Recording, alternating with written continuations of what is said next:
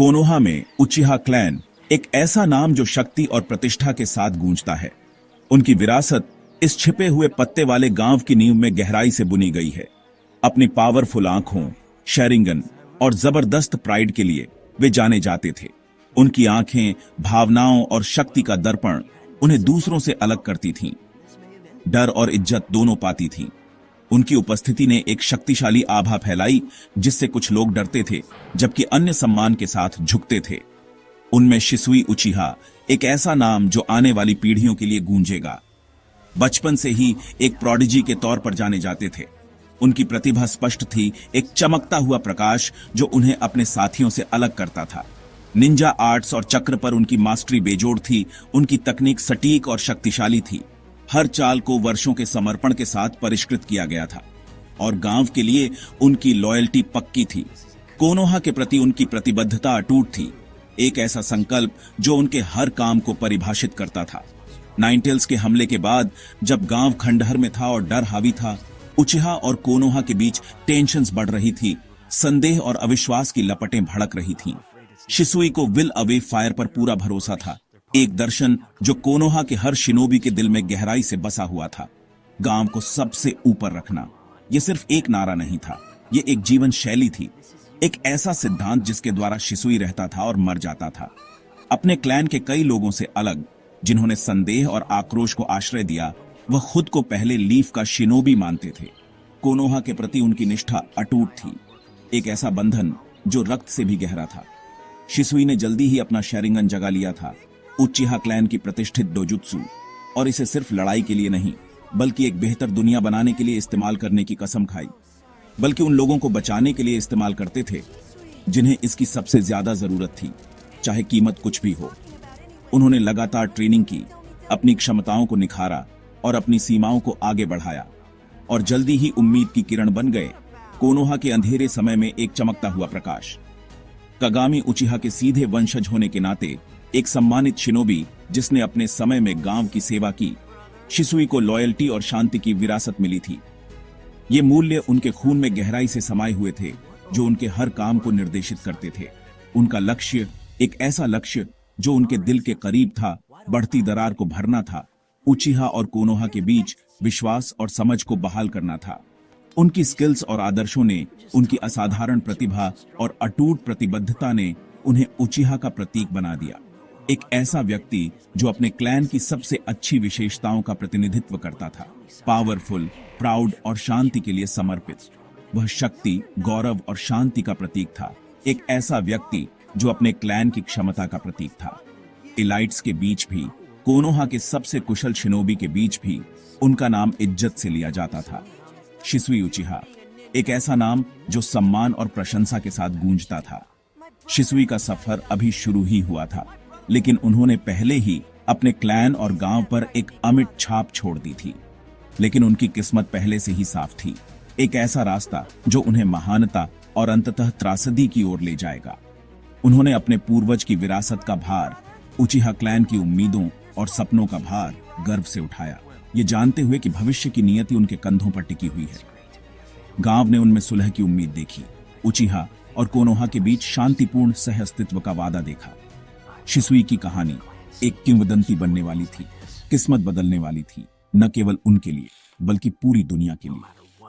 शिसुई की लेजेंड एक ऐसे योद्धा की कहानी बैटलफील्ड पर बनी थी जहां हर पल जीवन और मृत्यु के बीच की रेखा धुंधली हो जाती थी, और इसी बैटलफील्ड में अपने अद्भुत कौशल और अद्वितीय तकनीकों के प्रदर्शन से उन्हें शिनसुई अ वेफ्ड बॉडी फ्लिकर का टाइटल मिला।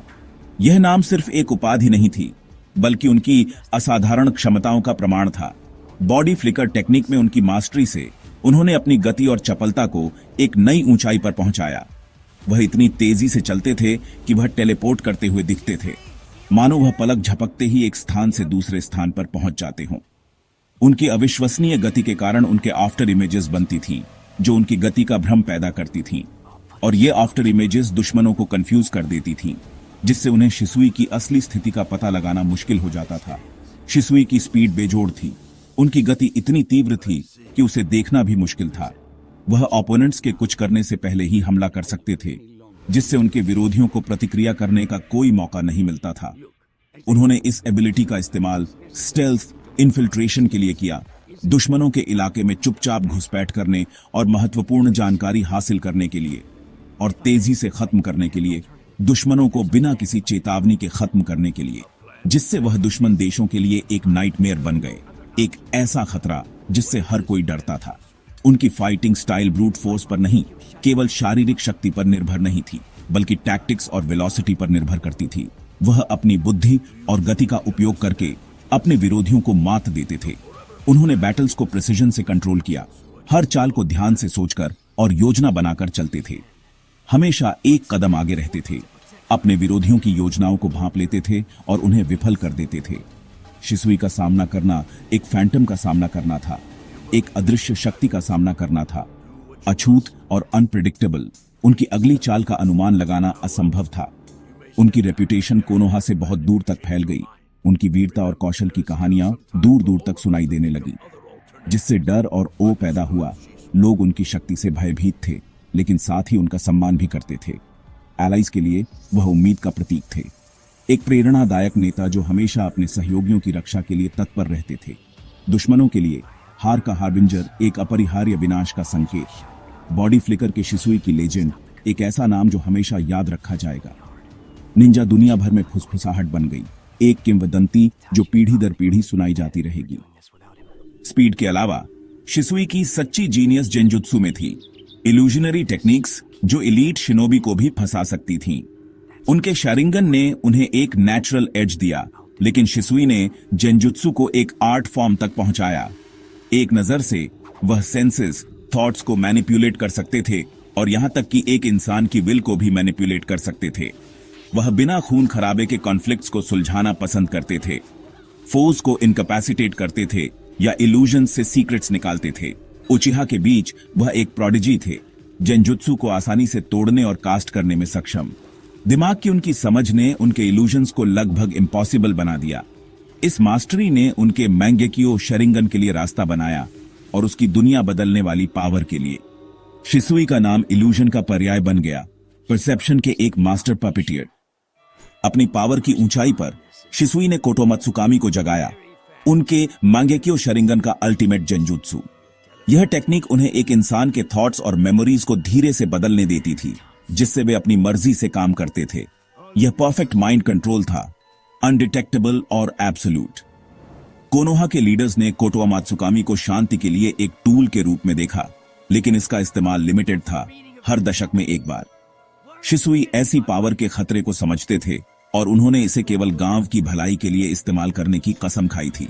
उन्होंने इसे एक सीक्रेट ट्रस्ट के रूप में देखा, पर्सनल गेन के लिए एक हथियार के रूप में नहीं। कोटोमात्सुकामी का अस्तित्व एक क्लोजली गार्डेड सीक्रेट था। बैलेंस ऑफ पावर को बदलने की इसकी क्षमता बहुत ज्यादा थी। गलत हाथों में यह कैओस पैदा कर सकता था, शिसुई के हाथों में यह शांति के लिए आखिरी उपाय था। इस जिम्मेदारी ने शिसुई को एक खतरनाक पॉलिटिकल गेम के केंद्र में ला दिया। क्लैन की उथल पुथल के बीच शिसुई को युवा इताची उचिहा में एक किंड्रेड स्पिरिट मिली। वह इताची के मेंटर और दोस्त बन गए, साथ में ट्रेनिंग करते और आदर्शों को शेयर करते थे। शिसुई ने इताची को सिखाया कि सच्ची ताकत प्रीशियस चीजों को बचाना है, भले ही इसके लिए बहुत ज्यादा कुर्बानी देनी पड़े। उनका बॉन्ड आपसी सम्मान और शांति की एक साझा इच्छा पर बना था।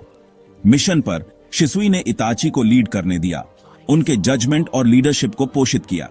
इन लेसन्स ने इताची के मॉरल कोड और फ्यूचर चॉइसेस को आकार दिया। शिसुई का प्रभाव इताची के सेल्फ सैक्रिफाइस के फिलॉसफी की नींव बन गया। उनकी दोस्ती बढ़ते अंधेरे के समय में एक दुर्लभ रोशनी थी।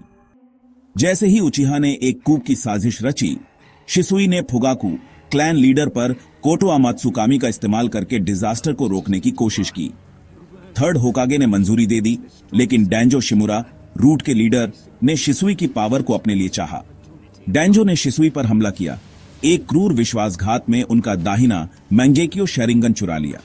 गंभीर रूप से घायल शिसुई को एहसास हुआ कि डैंजो कभी भी उस पावर का इस्तेमाल शांति के लिए नहीं करेगा। सुलह का रास्ता इस विश्वासघात के कार्य से टूट गया था।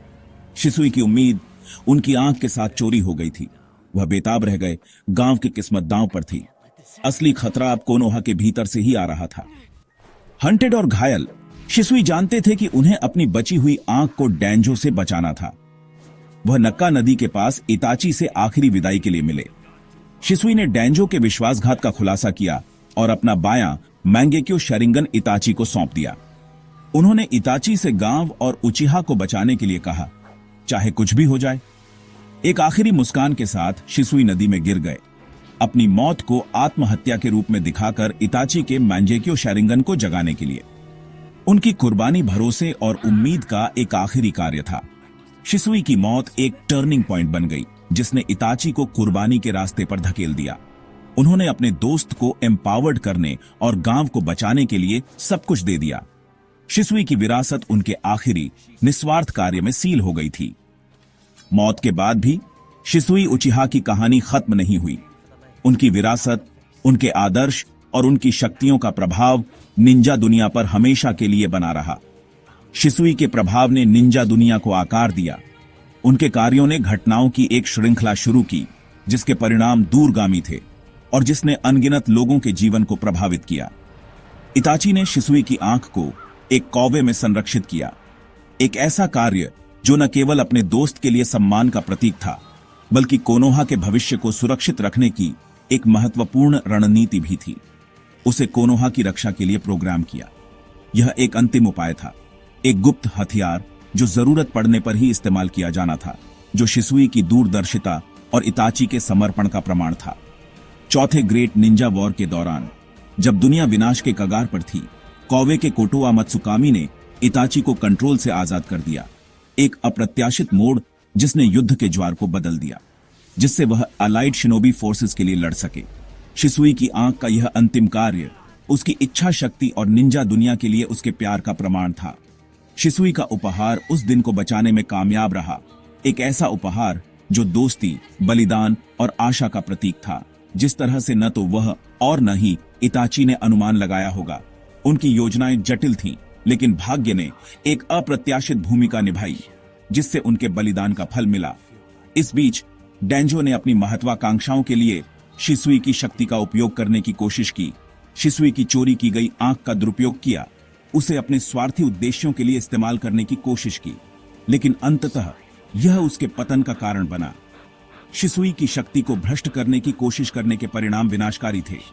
शिसुई की दो आंखों की कहानी एक ऐसी कहानी है जो शक्ति और जिम्मेदारी के बीच के जटिल संबंध को दर्शाती है। कुर्बानी बनाम स्वार्थ की कहानी बन गई। ये एक अनुस्मारक है कि सबसे बड़ी शक्ति भी गलत हाथों में विनाशकारी हो सकती है। एक आंख ने दुनिया को बचाया, यह आशा और बलिदान का प्रतीक बन गया। दूसरी ने विनाश लाया, यह स्वार्थ और महत्वाकांक्षा के खतरों की चेतावनी थी। शिसुई की विरासत एक ऐसी विरासत जो पीढ़ियों तक जीवित रहेगी, इताची और कोनोहा की किस्मत के माध्यम से गूंजी। उनकी कहानी हमेशा के लिए उनके साथ जुड़ी रहेगी।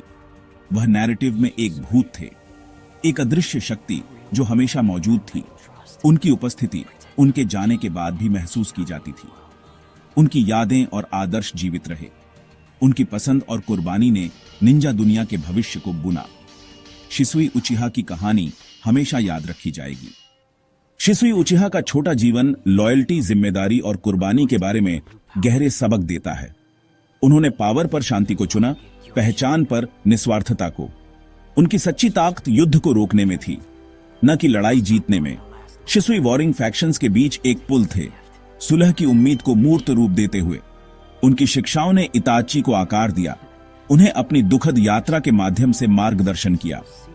शिसुई की विरासत एक कालातीत अनुस्मारक है कि एक व्यक्ति की पसंद इतिहास बदल सकती है। वह विल अवे फायर द्वारा जिए और मरे, शांति के बीज बोते रहे जिन्हें वे कभी नहीं देखेंगे। शिसुई ने साबित किया कि सच्ची पावर उस चीज के लिए सब कुछ देने का साहस है जिसमें आप विश्वास करते हैं।